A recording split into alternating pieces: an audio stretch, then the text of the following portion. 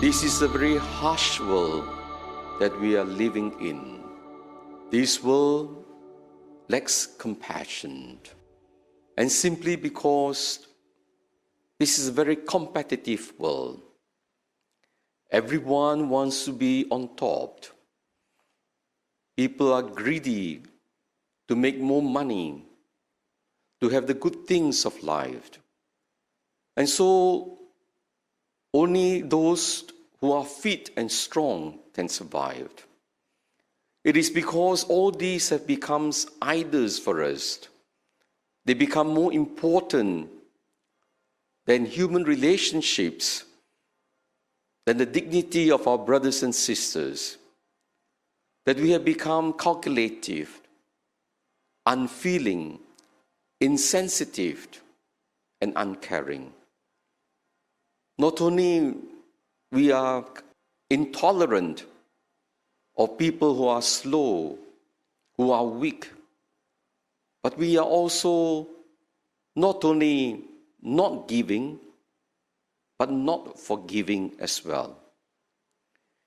You notice today's society has great intolerance for those who make mistakes in life.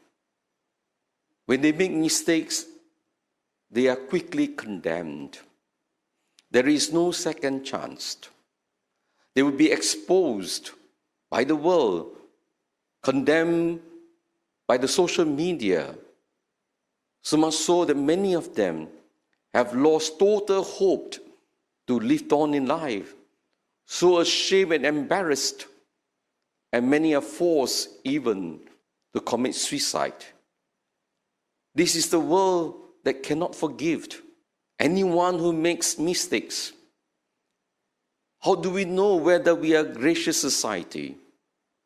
Just look at the way we treat our elderly, those who are physically or mentally challenged, those who are sick, and especially migrants as well.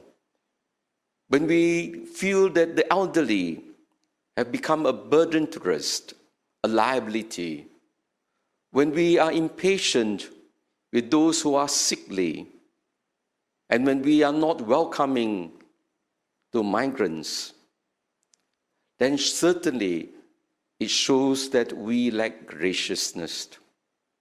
The way to heal this wounded society, wounded by the insensitivity of people, the intolerance of others, the resentment in our hearts, these can only be healed through compassion.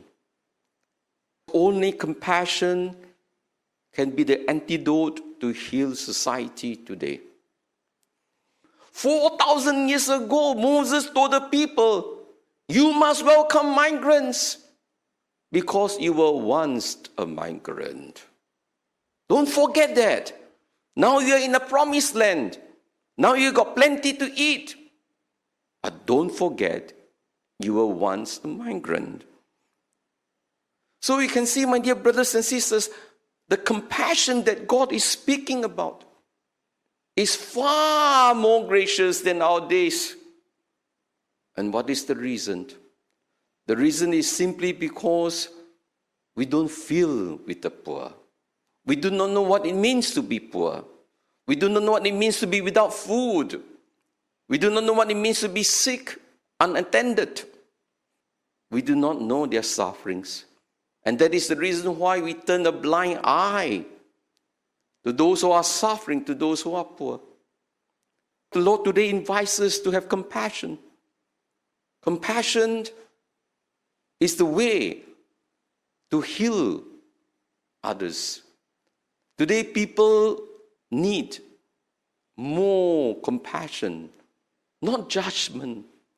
When people have done something wrong, they know. In fact, they cannot forgive themselves. What they need is a listening ear. What they need is a compassionate heart. They need to be heard. They need people to empathize with them.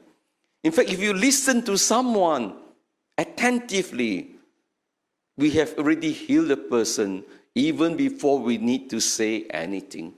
Just being with the person, feeling with the person, is a very powerful form of healing for those who require us to listen to them. They don't need judges to condemn them. They know they are struggling. But compassion not only heals others, compassion heals us as well. That is why those of you who are always complaining, navel-gazing, about your pain, your suffering, when you start to listen to the pain and the sufferings of others, then you will understand how much people are going through, so that you will not think too much about yourself and to think that your suffering is the most difficult in this world, that you have the biggest cross. There are many who are suffering much, much worse than us. That is why when we reach out to others in compassion, we also heal our own hearts. And what is the basis for compassion? Simply because God is the compassionate one. That is why the strength to be compassionate depends on whether we encounter God or not. That is why Jesus says, you must love the Lord your God. We must first experience God's love for us. Until we experience His love for us, we cannot love ourselves. We cannot accept ourselves. But if we know that God has forgiven us, God has loved us unconditionally, then we can begin to start loving others. And this is very important. The love of neighbor begins with the love of God and then the love of self. So it is being aware of our own feelings, of our own pain, of our own struggles, of our own imperfections. Then we can have compassion for others. If people are judgmental, do you know why? Because they are not aware of their own sinfulness. They are not aware of their own imperfections. That is why they like to judge others and condemn others.